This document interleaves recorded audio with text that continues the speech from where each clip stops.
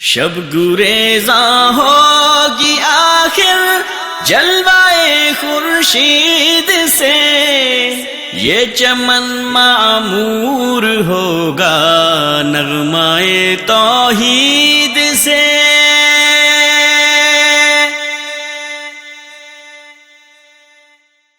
السلام علیکم ورحمۃ اللہ وبرکاتہ۔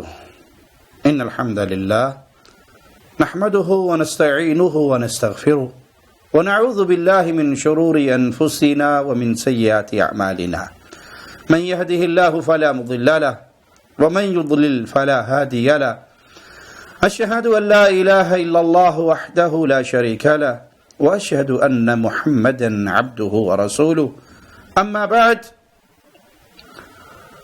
سائل کہتا ہے شیخ محترم بہت سے رافضی اور ان کے پراپیگنڈا سے متاثر ہونے والے نام نہاد سنی یہ بات بیان کرتے پھرتے ہیں کہ سیدنا ابو بکر صدیق اور سیدنا عمر رضی اللہ عنہما اور دیگر صحابہ نبی کریم صلی اللہ علیہ وسلم کی تدفین کے موقع پر حاضر نہیں تھے، بلکہ وہ خلافت حاصل کرنے کے چکر میں یہ قضیہ نمٹا رہے تھے۔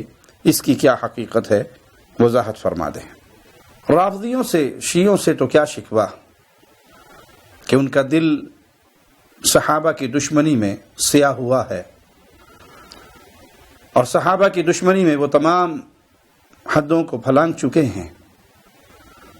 شکوہ تو ان نام نہاد سنیوں سے ہے جنہوں نے لبادہ سنیت کا اڑا ہوا ہے اور زبان شیعت کی استعمال کرتے ہیں، لیبل سنیت کا لگایا ہے، اور حقیقت میں ان کے دل کے اندر بھی پیارے نبی صلی اللہ علیہ وسلم کے بعد صحابہ کا بغض ویسے ہی پنپ رہا ہے جیسے شیعت کے دل میں پنپ رہا ہے۔ یہ ایک پیر صاحب ہیں جن کی صورت سنیت والی اور زبان رافضیت والی ہے، آئیے ان کو سنتے ہیں۔ یہ پیر صاحب فرماتے ہیں، جی پیر صاحب آپ سے سوال ہے کہ کیا حضرت عمر، حضرت ابوبکر، حضرت عثمان نے حضور پاک صلی اللہ علیہ وآلہ وسلم کی تدفین میں شرکت کی تھی؟ اب اہل سنت والجماعت کی کتب میں جو کوئی لکھا ہے میں تو وہ لکھا ہوا آپ کو بتا سکتا ہوں۔ یہ دیکھو جامع الاحادیث میں یہ بات موجود ہے کہ حضرت ابوبکر صدیق، حضرت عمر فاروق نبی پاک صلی اللہ علیہ وآلہ وسلم کی تدفین میں شامل نہیں تھے۔ اس کے علاوہ بھی حوالہ جات موجود ہیں کہ مسند امام احمد بن حنبل میں بھی یہی روایت موجود ہے کہ حضرت ابوبکر صدیق رضی اللہ تعالی اور حضرت عمر فاروق رضی اللہ تعالیٰ کو آپ بھی آقا علیہ الصلوۃ والسلام کی تجہیز و تدفین میں شامل نہیں ہو سکے۔ اس کے علاوہ بھی روایات ہیں۔ کنز الامال مسند امام احمد بن حنبل کے علاوہ کنز الامال میں بھی یہی روایت موجود ہے کہ حضرت ابوبکر صدیق اور حضرت عمر فاروق یہ آقا علیہ الصلوۃ والسلام کی تدفین میں شامل نہیں ہو سکے۔ اور مصنف ابن ابی شیبہ نے بھی یہی روایت کی ہے کہ یہ حضرات شامل نہیں ہو سکے۔ جن افراد نے نبی پاک صلی اللہ علیہ وسلم کو غسل دیا تھا انہوں نے ہی آپ کو دفن کیا۔ اصحاب رسول نے نبی پاک صلی اللہ علیہ وسلم کی تدفین میں کوئی شرکت نہ کی، مذکورہ افراد نے آپ کی تدفین کی۔ یہ طبقات ابن سعد میں بھی ہے۔ کنز الامال کے الفاظ بھی موجود ہیں کہ حضرت صلی اللہ علیہ وسلم کی تدفین میں 4 افراد کے ہاتھوں عمل میں لائی گئی کہ حضرت صلی اللہ علیہ وسلم کی تدفین میں حضرت ابوبکر صدیق اور حضرت عمر فاروق شامل نہیں تھے۔ کنز الامال کا یہ حوالہ موجود ہے۔ اس پیر صاحب نے جتنے حوالے دیے اہل سنت کی کتابوں کے، وہ جامع الاحادیث، مسند احمد، کنز العمال، مصنف ابن ابی شیبہ، یہ حوالے اس پیر صاحب نے نقل کیے اور اس سے روایت سنائی۔ اہل علم بلکہ طالب علم، مدارس کے طلبہ، وہ بھی جانتے ہیں کہ علامہ سیوطی کی جامع الاحادیث اور علاء الدین ہندی کی کنز العمال یہ ایسی کتابیں ہیں جن میں اپنی سند سے کوئی حدیث نہیں ہے، بلکہ دیگر کتابوں سے منقول ہیں، اور ان دونوں میں ہی یہ روایت مصنف ابن ابی شیبہ کے حوالے سے نقل کی ہے، جیسے کہ جامع الاحادیث میں اور کنز العمال میں رمز شین کے ساتھ اس طرف اشارہ بھی کیا گیا۔ رہ گئی بات مسند احمد کی، مسند احمد میں یہ روایت موجود نہیں ہے۔ پیر صاحب جو یہ مسند احمد کا حوالہ دے رہے ہیں، دراصل یہ وہ نسخہ ہے جس کے سائیڈوں پر کنز العمال شائع ہوئی ہے، مصر سے شائع ہونے والا یہ پرانا نسخہ، اور پیر صاحب اپنی قابلیت دکھاتے ہوئے پہچان نہ سکے کہ یہ کتاب جس سے انہوں نے پڑھی یہ کتاب ہے کون سی۔ پیر صاحب نے 4 کتابوں کے حوالے دیے۔ میں عرض کرتا ہوں کہ 100 کتابوں میں بھی یہ روایت ہو، اگر سندن صحیح نہیں تو جتنی مرضی کتابوں میں یہ روایت آ جائے، اہل ایمان کے لیے حجت نہیں ہے۔ روایت حجت تب بنے گی جب وہ صحت کے مقام کو پہنچے گی۔ اگر وہ صحت کے مقام کو نہیں پہنچتی اور دنیا بھر کی کتابوں کے اندر موجود ہو، روایت ضعیف ہو، اس کی بنیاد پہ عقیدہ نہیں بنایا جاتا، اس کی بنیاد پہ بلڈنگ کھڑی نہیں کی جاتی۔ روایت وہ قبول ہوتی ہے جو سندن صحیح ہو۔ پیر صاحب نے جتنے حوالے دیے ان سب میں یہ روایت بیان کرنے والے عروہ بن زبیر رحمہ اللہ ہیں، اور ان کی پیدائش 23 ہجری یا ایک قول کے مطابق 29 ہجری کو ہوئی۔ اگر ہم ان کی پیدائش 23 ہجری کو بھی مان لیں تو وفات رسول صلی اللہ علیہ وسلم کا واقعہ 11 ہجری میں ہوا، یعنی عروہ اس واقعے کے کم و بیش 12 سال بعد پیدا ہوئے۔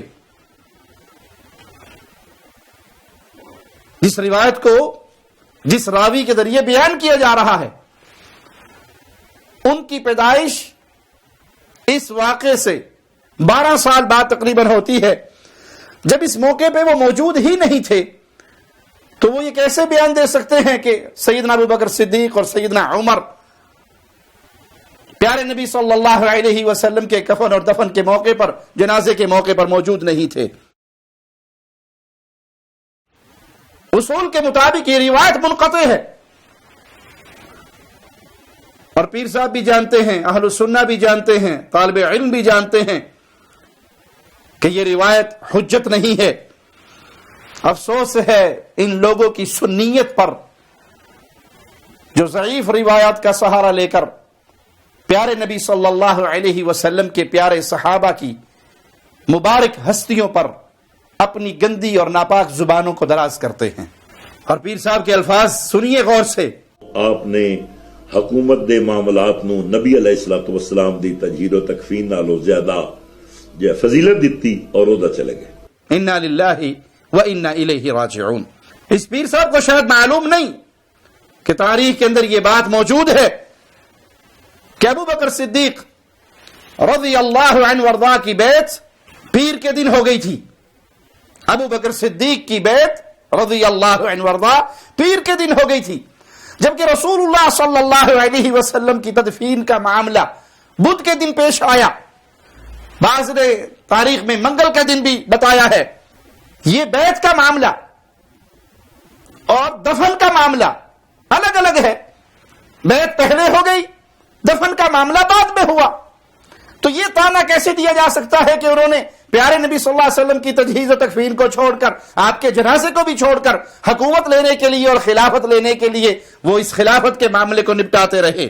اس پیر صاحب کو چاہیے کہ اگر واقعی یہ سنی ہے تو سنیت کے مسائل کو سنیت کی کتابوں سے پڑھ لے، علماء سے ان مسائل کو سیکھ لے، اور پھر اپنی زبان کو دراز کرے، پہلے علم حاصل کرے اور پھر اپنی زبان کو کھولے۔ اس طرح کے پیر، اس طرح کے مولوی وہ حقیقت میں رافضیت کے وکیل ہیں۔ رافضیت کی زبان بول کر، شیعت کی زبان بول کر سنی نوجوانوں کو بہکانے کا کام کرتے ہیں۔ اور یہ صرف یہ پیر نہیں ہے، اس طرح کی بہت لمبی لائن ہے۔ حنیف قریشی مجرم کو دیکھ لیجئے، جو پیارے نبی صلی اللہ علیہ وسلم کے ایک بڑے عظیم صحابی کو، سیدنا ابو سفیان کو پلیت کہہ کے پکارتا ہے کہ ابو سفیان پلیت، اپنے کو اپنے ابو سفیان جیسا پلید. اور جب اس کی پکڑ ہوتی ہے تو کہتا میں نے پلید کہا تھا اس کی سابقہ زندگی کو سامنے رکھ کر. کہ اس وقت کی بات کر رہا ہوں جب یہ بھی وہ مسلمان نہیں ہوئے تھے. اس وقت بھی یہ تسلیم نہیں کیا کہ مجھ سے غلطی ہو گئی، میری زبان سے یہ جملے نکل گئے، بلکہ نہیں کہا میں نے سابقہ کفر کی زندگی کو سامنے رکھ کے پلید کہا. ایک شخص مسلمان ہو گئے، ایمان کی دولت ان کے سینے میں اتر گئی، اللہ کے نبی صلی اللہ علیہ وسلم نے اتنی عزت دی کہ جو بیت اللہ میں داخل ہو گیا اس کو بھی امان ہے، اور جب ابو سفیان کے گھر میں داخل ہو گیا اس کو بھی امان ہے. پیارے نبی تو اس کو اتنی عزت دیں، اور یہ رافضیت کا وکیل اس پیارے نبی کے پیارے صحابی کو پلید کہتا پھرے.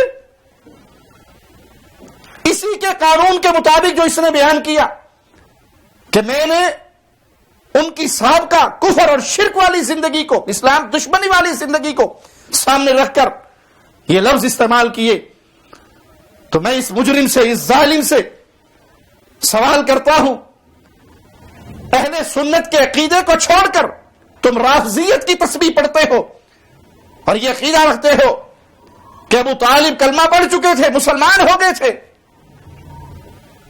بقول تمہارے ابو طالب کلمہ پڑھ چکے تھے، معنی یہ کہ ان کی زندگی ایسی تھی، ایک دور ان پر ایسا تھا جس میں انہوں نے کلمہ نہیں پڑھا. جب کلمہ نہیں پڑھا تو پھر کون تھے؟ پلید تھے. تو کیا اپنی زبان سے یہ جسارت کر سکتے ہو کہ تم ابو طالب کو پلید کہو، ان کی اس زندگی کو سامنے رکھ کر جس میں انہوں نے کلمہ نہیں پڑھا؟ اہل السنہ کا تو اتفاق ہے اس بات پر کہ انہوں نے وفات تک کلمہ نصیب نہیں ہوا، لا الہ الا اللہ محمد رسول اللہ کا اقرار نہیں کیا. یہی بات احمد رضا خان بریلوی صاحب نے بھی لکھی، اور تمام اہل السنہ کا یہی عقیدہ ہے، صحیح احادیث کے اندر موجود ہے. لیکن تمہارا دعویٰ کہ نہیں انہوں نے کلمہ پڑھ لیا تھا، تو جو ایام ان پر کلمہ پڑھے بغیر حالت کفر کے گزرے، کیا اس کو سامنے رکھ کے کبھی تم جرت کرو گے، اپنی زبان سے کہو گے ابو طالب پلید؟ نہیں کہو گے، کیونکہ تم رافضی ہو، تمہارے اندر شیعت پنپ رہی ہے، تم نے جھوٹا چولا سنیت کا پہنا ہے، تم معاویہ کے بھی گستاخ ہو، ابو سفیان کے بھی گستاخ ہو، صحابہ کے بھی گستاخ ہو، اور محمد الرسول اللہ کے بھی گستاخ ہو. کبھی ان ظالموں کی زبان سے نکلتا ہے نو معاویہ، ہمیں معاویہ نہیں چاہیے. نو معاویہ، حسن کو تو چاہیے تھا، حسن نے تو اپنا ہاتھ دیا ان کے ہاتھ میں، حسن نے تو انہیں اپنا امیر بنایا. تم ان سے بڑھ کر متقی اور پرہیزگار ہو کہ جس پر مولا علی کا بیٹا راضی ہو جائے اور مسلمانوں کا، مومنوں کا امیر جن کو مقرر کر دے، تم کہتے ہو نو نیڈ معاویہ، نو معاویہ. نہیں، حقیقت میں تمہارے دل میں بغض صحابہ ہے جو گاہے بگاہے نکلتا رہتا ہے. تم ان رافضیوں سے بڑھ کر مجرم ہو جو چھپ کر سنی نوجوانوں کے دلوں میں صحابہ کے بغض کو پیدا کرتے ہو. اللہ سے دعا ہے اللہ ہمیں حب صحابہ پہ، حب اہل بیت پہ زندہ رکھے، حب مصطفیٰ پہ زندہ رکھے، توحید کا داعی بنا کر زندہ رکھے، اور اسی پر ہماری موت ہو. اقول قولی ھذا واستغفر اللہ لی ولکم ولسائر المسلمین. آپ کی شان شوکتوں سے الگ دوسری